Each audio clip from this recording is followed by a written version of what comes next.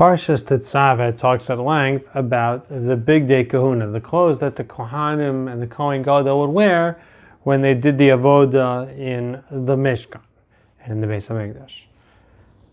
The Gemara talks about the idea that the clothes provided a kaparah for the Jewish people, meaning in addition to the fact that the Kohen had this mitzvah to serve with the clothes on and was doing something wrong if he would chas v'shalom serve without these clothes on, but these begadim actually provided a kaparah for the Jewish people. We're going to go through the Gemara. It says different begadim provided different kaparas. So I think we traditionally would think of it as a kaparah for the Jewish people, meaning whatever mitzvahs and Aveiros I do, that's my scorecard, and I get judged accordingly, and Hashem treats me this world and the next based on how I do. And the fact that there are begadim and kaparos being mechaper for the Jewish people, so those are kaparos for the Jewish people as a whole. But I think it's clear from this Gemara that the kapara applies to me on an individual level as well. That the fact that the Kohen is serving in the begadim provides kapara for me from my individual Aveiros as well. I think this is clear from the Gemara in Erech and Daf Tes Zayin Amud Aleph. So the Gemara is talking about the Aveiros that bring about Negaim, that bring about Saras, including Lashon Hara, and Gaiva, and murder. And the Gemara asks a question that Chazal tell us. Rav Hanani bar Sasson said, why are the bigdei kehuna next to the Parshas HaKarbanos? Why are these Parshas next to each other? To tell us, just like the Karbanos provide kapara, so too the bigdei kehuna provide kapara. As we find, the Gemara says the kutones, the white tunic that the Kohen wore, is mechaper on shvichas damim, on murder.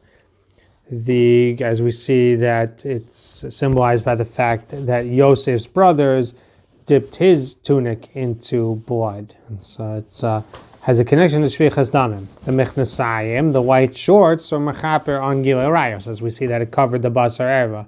The mitznefes, the hat that the Kohen wore, was mechaper on gasas haruach, on gaiva. As it says, the thing that's begova is mechaper on the maisa gova.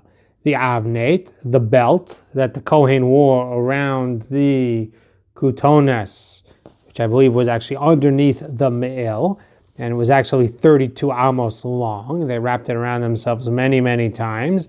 That was mechaper on hir halev, because in a sense it was put on opposite the lev. Even though it's around his waist, not over his heart, but apparently it's near the lev enough that it's considered on top of the lev in this sense. The choshen, the breastplate, which interestingly many pictures presented as if it's a metal plate. The pasuk makes it clear that it's the same material as the ephod. It's this cloth blend, but it had golden inserts and stones in those inserts. As we see, the Torah calls it a choshen mishpat. It's mechaper on dinin. And the ephod, what I guess we would describe it as a backwards apron, was mechaper on Avodah Zarah. As we see, the pasuk in Hosea connects it to, it says ein ephod, and therefore there is Avodah Zarah. And the me'il, the last one, is mechaper on Lashon Hara. As Hashem says that makes noise, so it's mechaper on a person making noise through speaking Lashon Hara. And the tzitz is mechaper on brazenness, as we see the pasuk talks about brazenness by the tzitz, and it talks about brazenness by the Isha Zona. But what's the Gemara's question? The Gemara's question is, why would an individual who speaks Lashon Hara be getting tzaras for speaking Lashon Hara or for murder, when we see that we have the bigdei kehuna and they are mechaper on these things?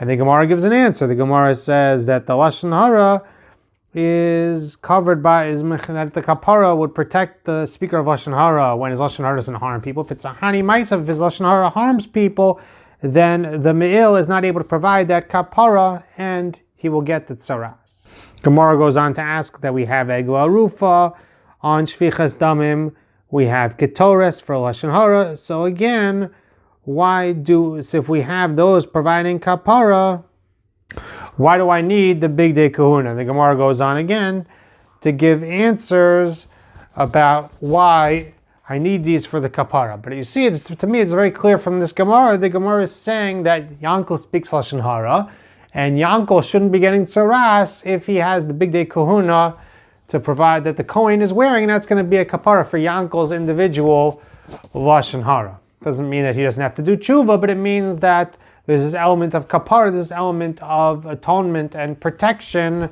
that it provides him. To me, it underscores a little bit, gives us a sense of what one of the many things we lost by not having a Beis Hamikdash anymore is our individual scorecard is going to be very, very different of how we're judged and the type of year that we have because of the fact that we don't have this Kaparah being provided for us in the Mikdash. This point is also underscored to me by the Rambam in Hilchos Tshuva right at the very beginning.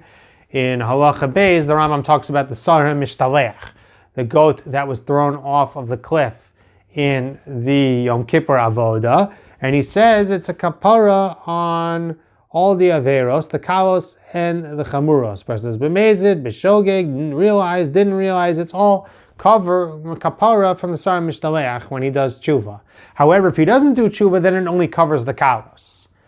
What are the kalos and the chamuros? The chamuros are the things that are chayav misas bezdin akares and shvua shav v'sheker, and all the other mitzvahs losas say v'aseis shein bem karos heim hakalos. In other words, 95% of the Aveiros that we do and the mitzvahs that we miss, there's a kapara that would be covered when the Kohen does the Sar HaMishtaleach Avodah on Yom Kippur. And the Rambam is very clear that even without us doing tshuva, that this is a kapara for our Aveiros. Just imagine if we would have such a thing, we would have kapara in the majority of our Aveiros, even if we don't do a good tshuva.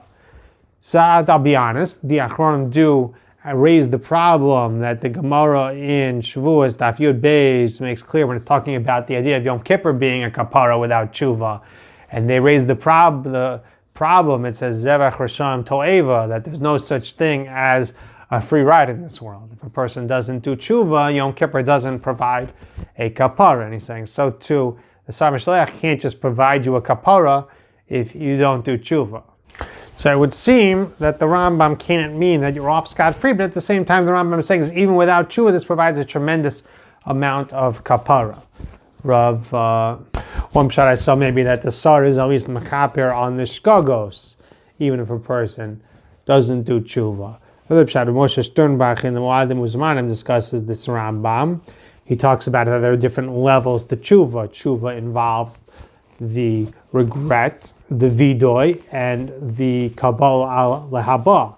And so it could be that I need all three of those in order for Yom Kippur to be mechaper. But he's saying that what he understands the Rambam is that even if all I did was charata and vidoi, but I wasn't on the madrega to actually feel like Meidel of Yodea Talumos, that I'm giving it up, but that I'm ready to give it up now, but at the same time, the Sar Mishtaleach could be mechaper for such a person.